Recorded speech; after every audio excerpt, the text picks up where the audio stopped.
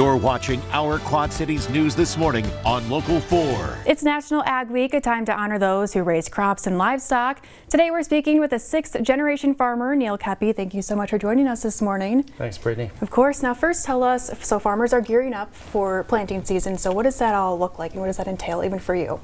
Well, I mean, on our farm we raise hogs and corn and soybeans, and what we're doing now is we're just on the front edge of putting fertilizer on the ground, getting our herbicides ready to go, and then making sure our equipment is in tip-top shape. Farmers have about 4 weeks to get the corn and the soybeans in the ground, and we need to make sure everything is in tip-top shape so that we can hit the ground running when it's time. In about another month from now is when we'll start planting. Okay, so weather, does that play a big role in the preparation? Yeah, farmers are always just dependent on the weather. So you know, it needs to be dry to plant the seeds, and then we need to switch gears and hope for rain to let the seeds grow. Okay, all right, Yep. so not a worry right now in terms of rain. Correct. Okay. Yeah, we're in real good shape right now. All right, now tariffs are on the minds of farmers, so talk a little bit about what's going on. Well, tariff seems to be the buzzword and in every headline now, and tariffs can be used in different ways. They can be used by a country for protectionism, to protect an industry, or they can be used, and what we're seeing in this case is to help get to the negotiating table. So in the last 4 years, the United States has not had really any or very few new free trade agreements. And free trade agreements are so important for agriculture. So about 20%, almost 20% of dairy in this country gets exported. 25% of the soybeans and the pork gets exported. Almost 30% of the corn gets exported. So it goes out of this country in some way, shape, or form. And if we don't have free trade agreements, then we just don't have demand for our products. And I think what's going on is these tariffs are being used as a bargaining chip or a negotiating tool to get market access. That's what it comes down to, is we in agriculture need market access to get our products around the world.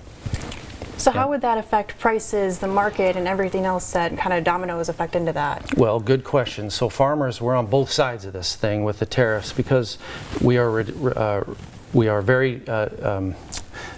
very dependent on fertilizers from other countries as imports, livestock medicines and vitamins, herbicide active ingredients, all we need to import from other countries, and our exports, you know, so we are dependent on trade. That creates a little dangerous situation because we've got price volatility. I mean, on the expense side and the revenue side.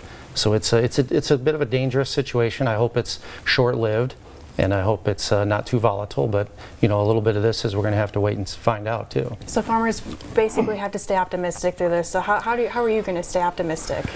Well, we're in agriculture, you know, we know that it's a commodity business and it ebbs and flows. There's good times and there's bad times, and we just hope that the bad times, because right now farmers are under stress, financial stress, and we hope that it's just not too long-lived. Okay, and so, you know, what does National Ag Day mean to you? Thank you. National Ag Day is so fun because to me it is a reminder of the importance of agriculture to not just farmers, not just people in agriculture, but everyone. Last I checked, most people like to enjoy 3 meals a day, maybe more. And the importance of agriculture to our economy, and to, you could say, food security is national security. When we can feed our own people, that is great for our country, and when we can provide food around the world, then it provides global stability and security. So I think it's just a really important reminder that agriculture is important to everyone, and especially today. Awesome. Well, thank you, Neal, so much for being here. And coming up, we continue Ag Week coverage with some future farmers. Stay right here. We'll be right back.